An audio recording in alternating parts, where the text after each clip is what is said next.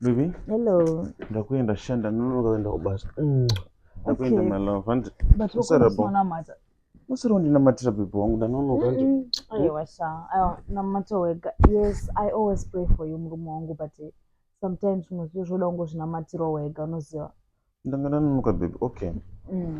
Unozasha munyika munomatura masha tiri munyika yavatorwa mune mhondi veruchivamba nemagororo saka zvimwe zvacho zvotoda kusimba namata wega munhu unyaziva more prayerful wesina chibasa chedu sha tine maenemies akawandisa so chokwadi baby. Chokwadi. Thank you baby. You always pray for me. Unondikurudzira kunamata.